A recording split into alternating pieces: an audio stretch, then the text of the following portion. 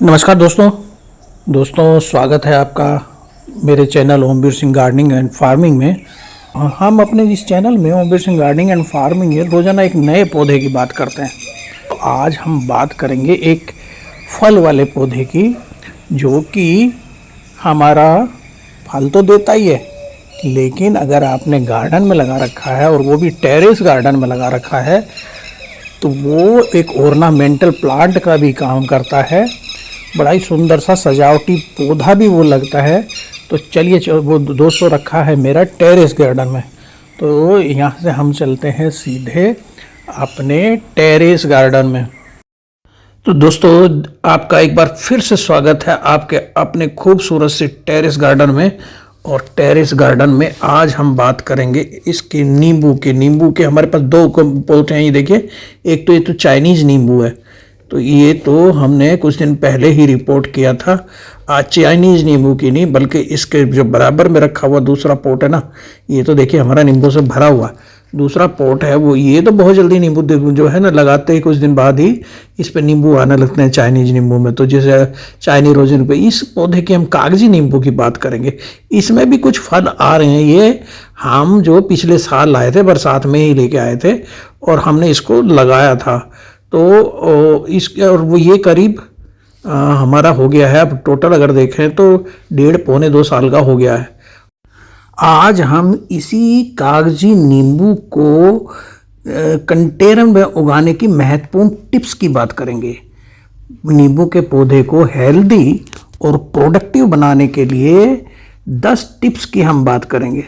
तो सबसे पहला टिप्स ये है कि जब आप नर्सरी से लेके आएँ तो पौधा उसे 1 सप्ताह बाद अपने पोट में रिपोर्ट करना है। 1 सप्ताह उसको लाके ऐसे ही रख दीजिए। तो ये देखिए हम दिखा रहे हैं हम किस किस चीज़ की हमें ज़रूरत पड़ेगी, ये वो सामग्री है। दूसरा जो टिप है हमारा, पोट साइज कम से कम 14 इंच चौड़ा और 14 इंच गहरा होना चाहिए। और तीसरा जो टिप है मिट्टी। तो ये देखिए, ये जो सारी चीज़ें हम दिखा रहे हैं ना कि किस किस चीज़ की हमें ज़रूरत पड़ेगी। तो मिट्टी के लिए इसमें वेल ड्रेन, हमारी जो ना मिट्टी जो होनी चाहिए, वेल ड्रेन मिट्टी बनानी है, जिसमें हम garden soil, vermi compost, sand और परलाइट या वर्मिकुलाइट या कोकोपिट मिलाना है। इनके अलावा आप मस्टर्ड केक, नीम केक, फफूंदी नाशक, एग सेल, चाय की पत्ती, बनाना पील, एप्सम साल्ट, लहसुन और प्याज के छिलके, लीफ कंपोस्ट, ये सब मिला के ना मिट्टी को वेल ड्रेन सॉइल के साथ फर्टाइल सॉइल भी बना सकते हैं। इसमें हमारा पौधा हेल्दी रहेगा और प्रोडक्टिव रहेगा, उसमें फल फूल खूब भर के आएंगे। तो ये देखिए, ये पूरी सामग्री हमने तैयार की हुई है इसी तरह की सॉइल बनाने के लिए। और वो सॉइल ऐसी हमें बनानी है जिसका पीएच जो है ना नॉर्मल, यानी 6 से 7 के बीच में हो रहे।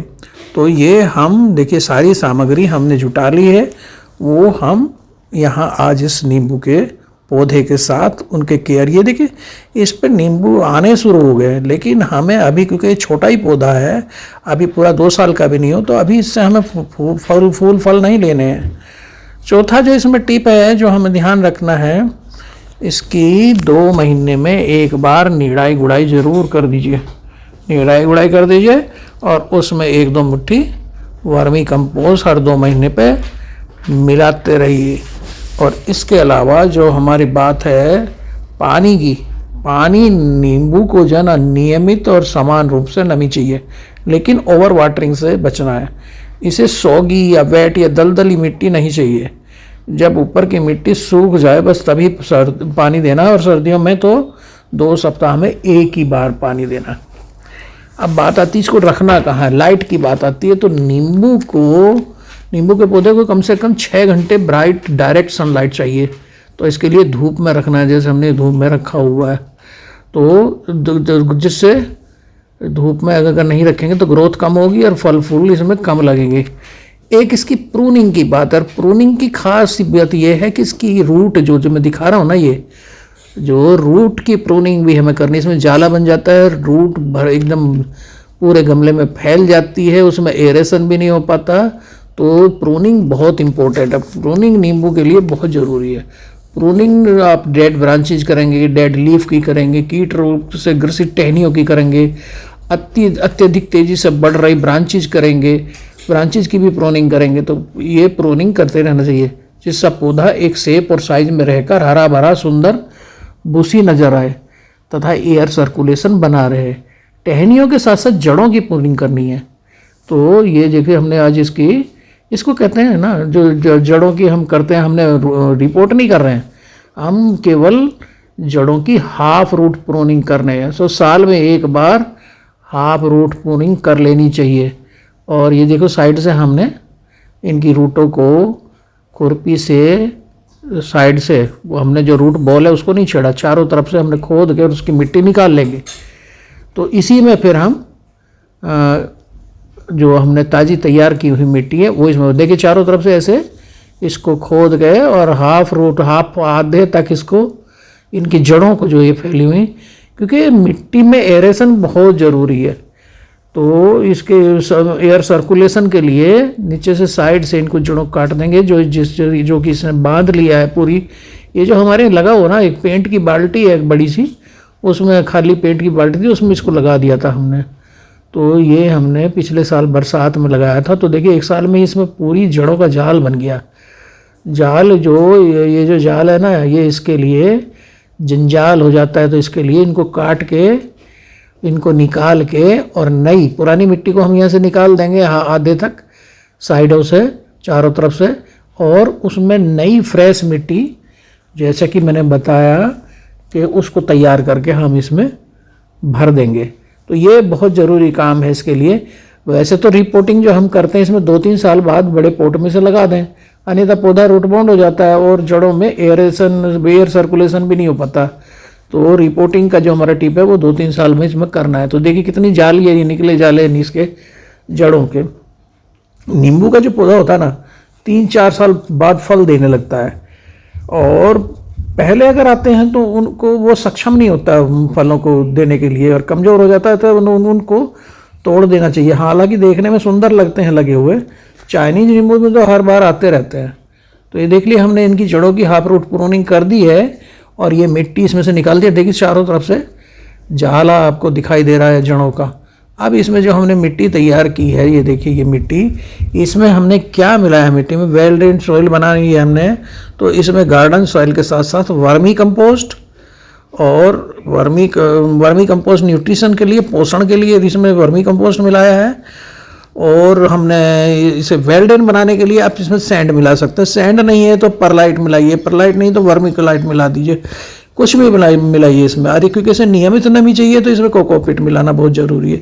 इसके अलावा फफूंदी, अगर ज़्यादा जैसे ये फफूंदी नाशक इसमें मिलाना बहुत ज़रूरी है।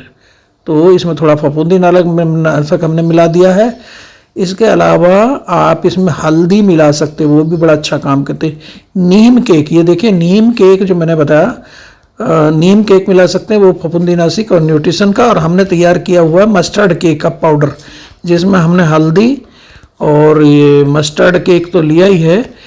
तो ये जो हमारा मस्टर्ड केक नीम केक होता है, इसमें क्योंकि ऑयल होता है तो ये भी फफूंदीनाशक का अच्छा काम करते हैं और पोषण तो करते ही है। हमने एक पाउडर बनाया हुआ है मस्टर्ड केक, हल्दी और एग सेल का, एग अंडों के छिलकों का, तो वो भी इसमें हमने मिला दिया। इसके अलावा आप घर पे चाय की पत्ती निकलती है, तो क्योंकि नींबू का पौधा हरा भरा रखने के लिए उसे नाइट्रोजन की ज़रूरत है, तो चाय की पत्ती मिला सकते हैं। फॉस्फोरस पोटेशियम के लिए बनाना पील आप मिला सकते हैं, एप्सम साल्ट मिला सकते हैं, लहसुन प्याज के छिलके को सुखा के पाउडर बना के इसमें मिला सकते हैं। लीफ कंपोस्ट, आप अगर वही वर्मी कंपोस्ट नहीं, लीफ कंपोस्ट अपने गार्डन से ही तैयार करिए, वो बहुत बढ़िया रहता है। तो मिट्टी को वेल ड्रेन बनाना और साथ ही साथ हमें फर्टाइल बनाना है।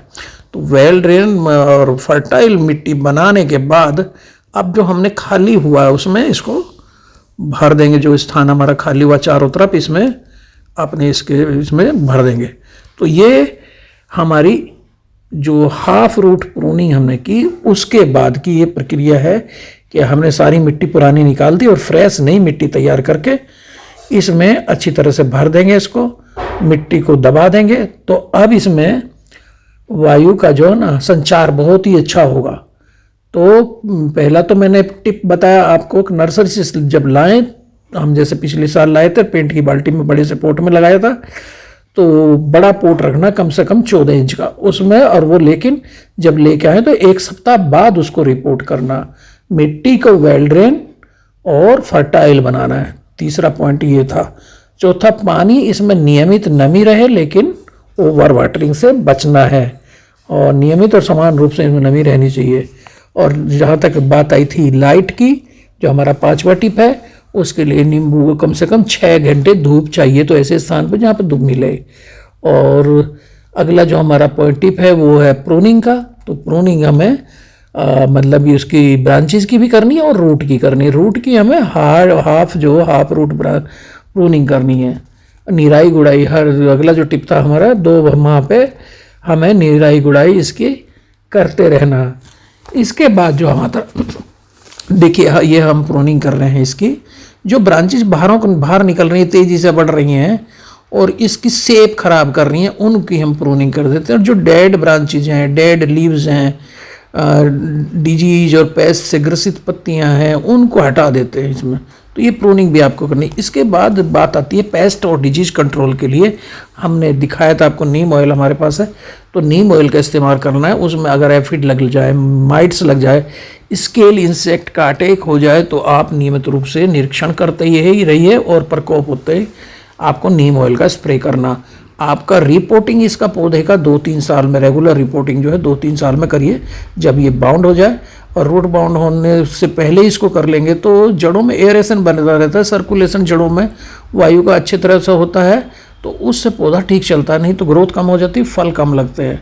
तो ये जैसे मैंने बताया कि नींबू का पौधा 3-4 साल बाद फल देने के लायक सक्षम होता है। उससे पहले फूल जो आते हैं उनको तो तोड़ देना चाहिए, और उनको सुंदर तो लगेंगे लेकिन तोड़ देना चाहिए। तो थैंक यू दोस्तों।